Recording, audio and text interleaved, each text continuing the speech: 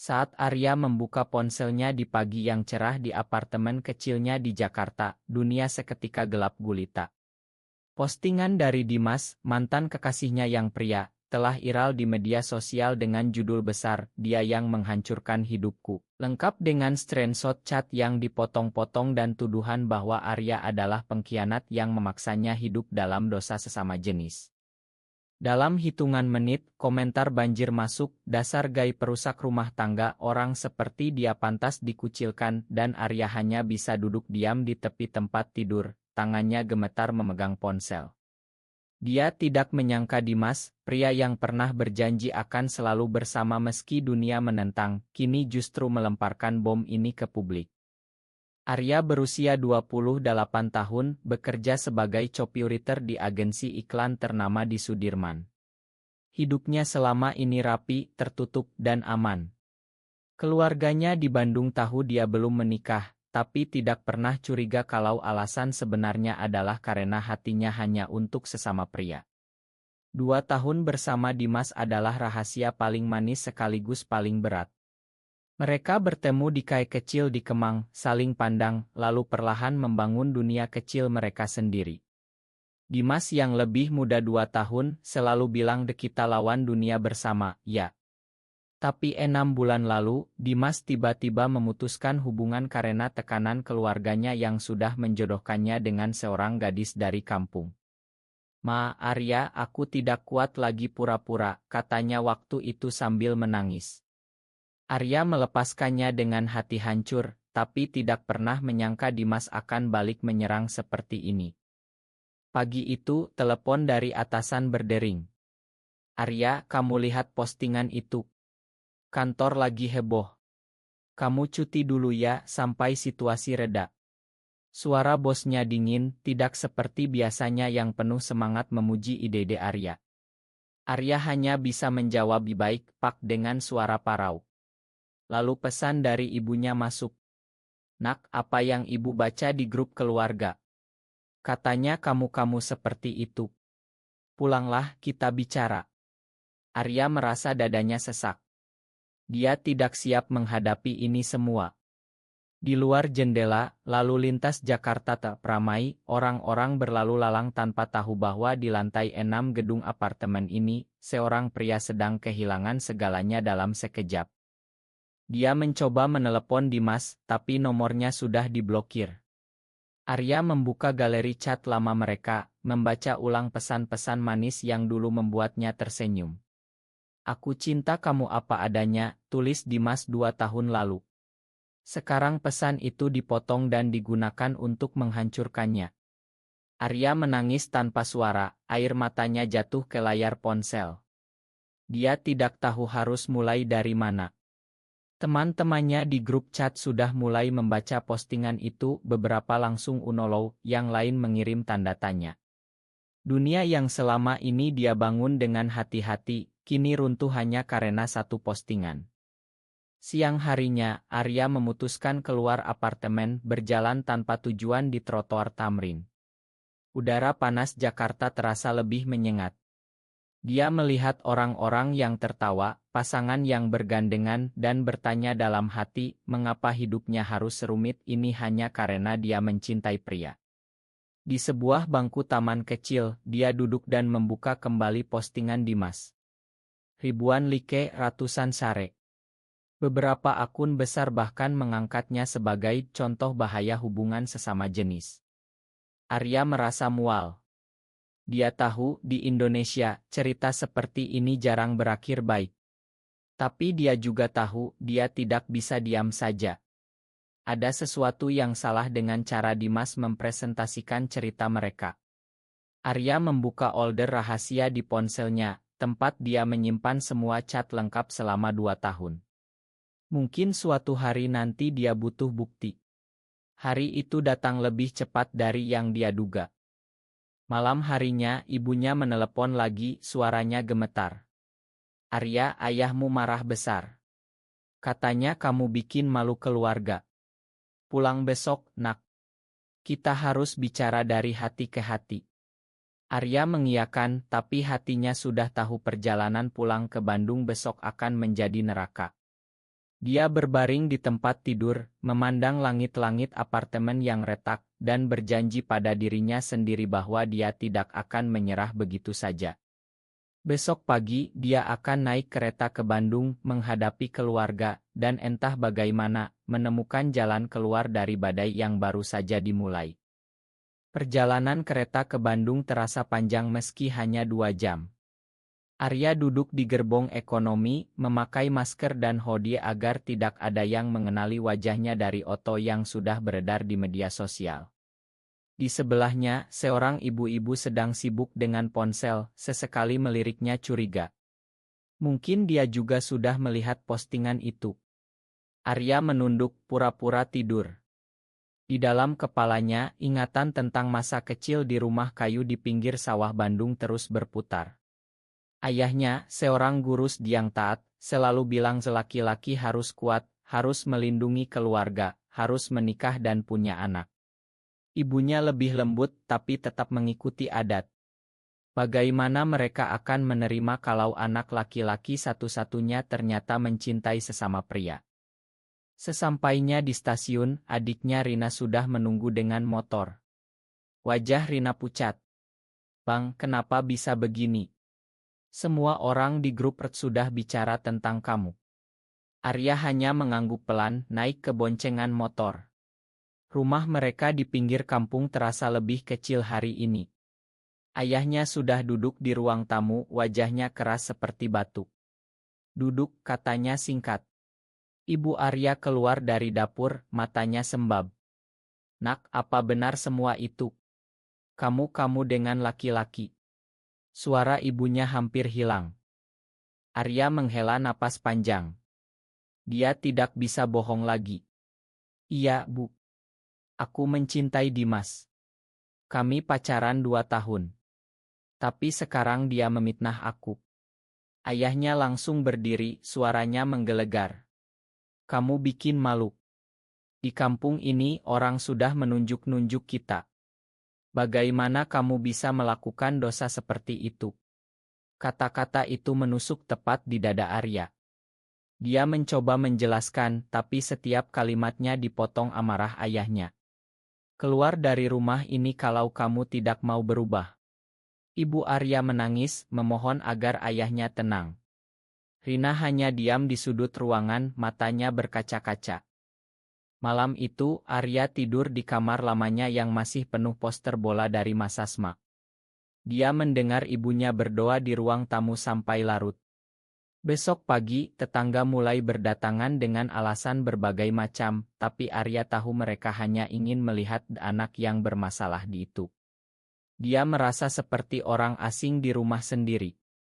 Di sela kesedihan, Arya membuka ponsel dan melihat komentar baru di postingan Dimas semakin banyak. Beberapa teman lama dari kampus mengirim pesan dukungan, tapi mayoritas justru menghina. "Kamu pantas dapat ini," tulis salah satu. Arya merasa dunianya semakin sempit. Siang harinya, dia bertemu sahabat semanya, Bima, di warung kopi dekat rumah. Bima, yang sekarang bekerja sebagai guru di sekolah yang sama dengan ayah Arya, duduk di depannya dengan wajah serius. "Aku baca postingan itu, Ri. Aku tidak percaya Dimas bisa sejahat itu. Kamu baik-baik saja." Untuk pertama kalinya dalam 2 hari, Arya merasa ada yang mendengarkan tanpa menghakimi. Dia menceritakan semuanya, dari awal pertemuan sampai putus dan itnah ini. Bima mendengarkan dengan sabar, lalu berkata pelan, "Kamu bukan monster, Ri. Kamu hanya manusia yang mencintai. Kalau kamu butuh tempat cerita, aku ada di sini." Kata-kata itu seperti oase di tengah gurun. Arya pulang dengan hati sedikit lebih ringan, tapi masalah di rumah masih menumpuk. Ayahnya tidak mau bicara, ibunya terus menangis diam-diam. Malam kedua di Bandung, Arya menerima pesan dari rekan kerja di Jakarta. "Bos bilang kontrak kamu direview ulang. Beberapa klien sudah komplain karena isu ini." Arya tahu pekerjaannya hampir hilang. Dia berjalan ke halaman belakang rumah, melihat bintang-bintang di langit Bandung yang jernih. Dulu dia berpikir cinta harus disembunyikan agar selamat. Sekarang cinta itu justru membawanya ke jurang. Tapi entah kenapa di dalam hatinya mulai tumbuh tekad kecil. Dia tidak akan lari selamanya. Besok dia harus kembali ke Jakarta menghadapi badai di kantor dan media sosial. Dan kali ini dia tidak akan sendirian. Bima berjanji akan datang ke Jakarta akhir pekan ini untuk membantu. Kembali ke Jakarta terasa seperti masuk ke medan perang. Kantor sudah penuh gosip. Rekan-rekan yang dulu ramah sekarang menghindari tatap mata. Arya duduk di kubikelnya, mencoba fokus pada pekerjaan, tapi setiap notifikasi ponsel membuat jantungnya berdegup kencang. Postingan Dimas masih trending di beberapa grup. Arya memutuskan untuk tidak membalas secara publik. Dia tahu membalas emosi hanya akan memperburuk. Tapi di dalam, amarah dan sedih bercampur aduk. Bima datang Sabtu pagi seperti janjinya. Mereka bertemu di kai kecil dekat apartemen Arya. "Kamu kelihatan kurus, Ri," kata Bima sambil memesan kopi hitam. Arya tersenyum tipis. "Hidup lagi berat, Bim. Keluarga, kerja, teman semuanya hilang dalam seminggu." Bima mendengarkan cerita lengkap, lalu mengusulkan ide. "Kamu punya semua cat asli kan? Mungkin saatnya tunjukkan versi sebenarnya. Tapi jangan buru-buru. Kita susun dulu strategi yang baik." Mereka menghabiskan sore itu membaca ulang ribuan cat lama. Arya tersenyum pahit saat membaca pesan Dimas yang dulu penuh rayuan. "Aku tidak mau kehilangan kamu, Arya. Kamu satu-satunya yang mengerti aku." Sekarang pesan itu digunakan untuk menyerang. Malam harinya, mereka berjalan-jalan di bundaran Hi. Lampu-lampu kota berkelap-kelip. Bima tiba-tiba bertanya, "Kamu pernah menyesal menjadi seperti ini?" Arya berhenti sejenak. "Awalnya iya. Tapi sekarang tidak lagi. Aku hanya menyesal menyembunyikan terlalu lama. Mungkin kalau aku lebih terbuka, Dimas tidak akan berani memfitnah seperti ini."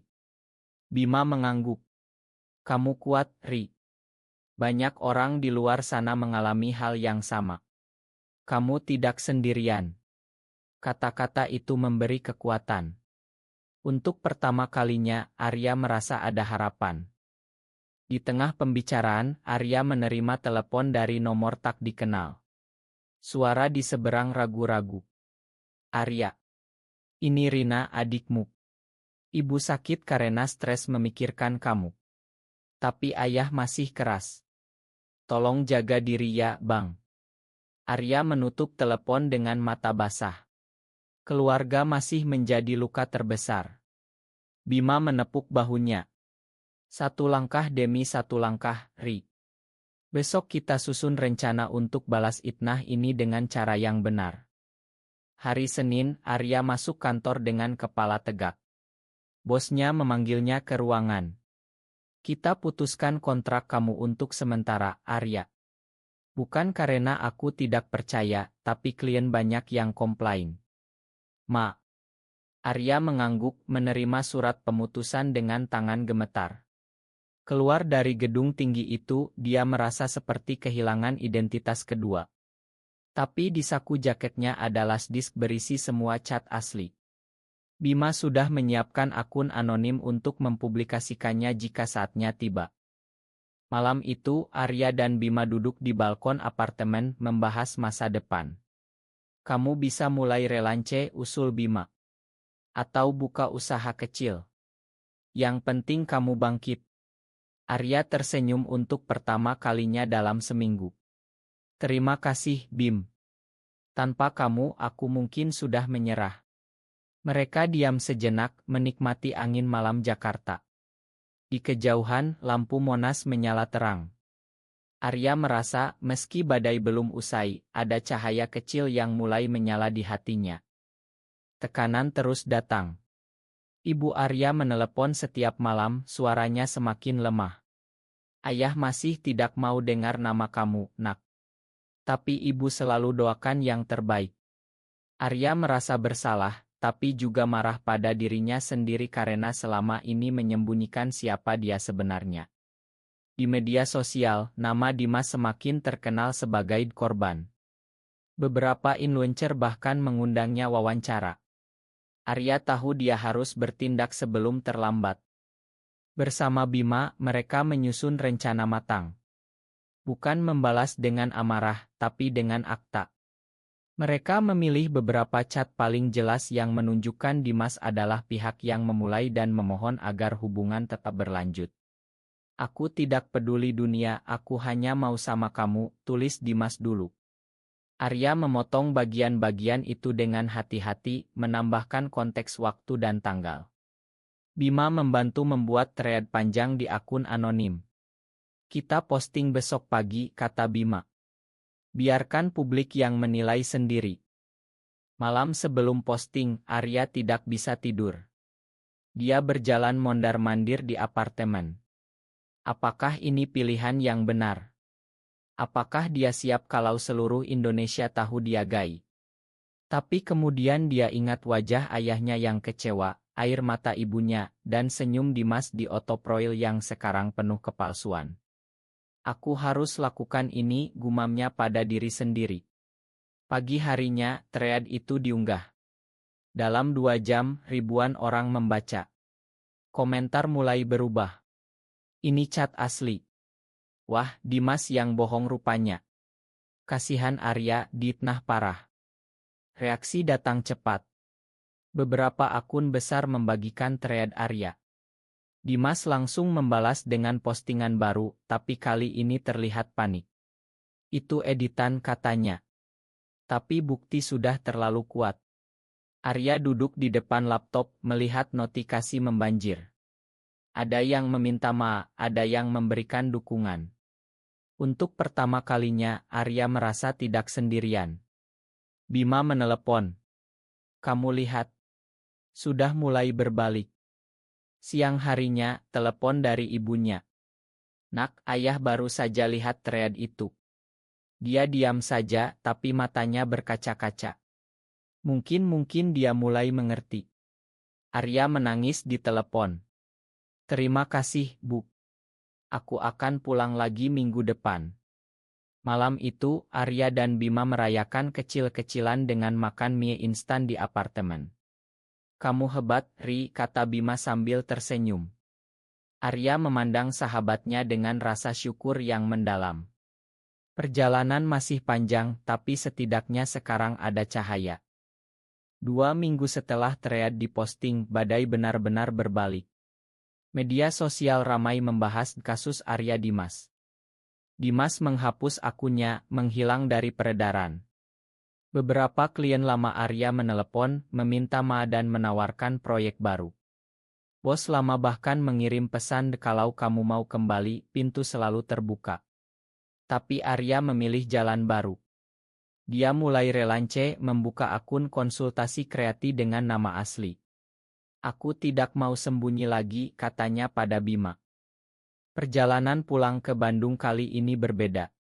Ayahnya sudah menunggu di teras rumah. Masuk, nak, katanya pelan. Di ruang tamu, ayah Arya duduk dengan wajah lelah. Ayah salah marah-marah dulu. Ayah tidak mengerti. Tapi ayah lihat thread itu. Kamu bukan orang jahat. Air mata Arya jatuh. Untuk pertama kalinya, ayahnya memeluknya. Ibu menangis bahagia di samping. Rina tersenyum lebar. Keluarga kita masih utuh, Bang. Malam itu mereka bicara panjang lebar. Arya menjelaskan perasaannya sejak kecil, tekanan yang dia rasakan, dan bagaimana Dimas pernah menjadi bagian penting dalam hidupnya. Ayahnya mendengarkan, meski masih sulit menerima sepenuhnya. Yang penting kamu bahagia dan tidak menyakiti orang lain, katanya akhirnya.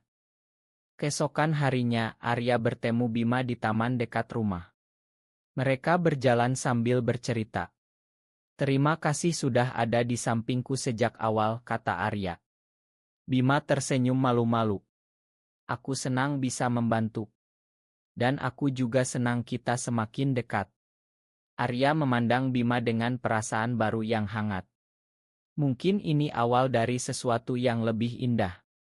Mereka duduk di bangku taman, tangan mereka tanpa sengaja bersentuhan. Udara Bandung sore itu terasa lebih segar. Kembali ke Jakarta, Arya mulai membangun hidup baru. Proyek Relance datang bertubi-tubi. Dia juga aktif di komunitas daring yang mendukung hak LGBT di Indonesia, berbagi cerita tanpa membenci. Suatu hari, dia menerima pesan dari Dimas. "Ma, Arya. Aku panik waktu itu. Aku tidak sanggup menghadapi keluargaku."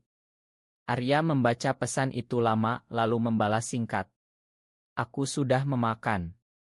Semoga kamu juga menemukan kedamaian."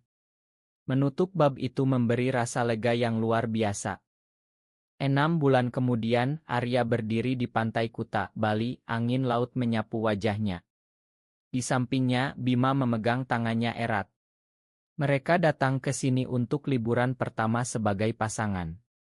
"Kamu bahagia?" tanya Bima pelan. Arya tersenyum lebar.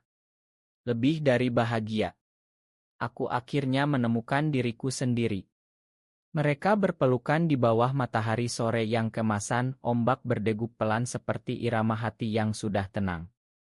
Perjalanan panjang dari Itna hingga penerimaan telah mengajarkan Arya banyak hal tentang kekuatan, cinta, dan keluarganya di Bandung sekarang lebih terbuka, meski masih belajar. Pekerjaannya berkembang, dan yang paling penting, hatinya sudah damai.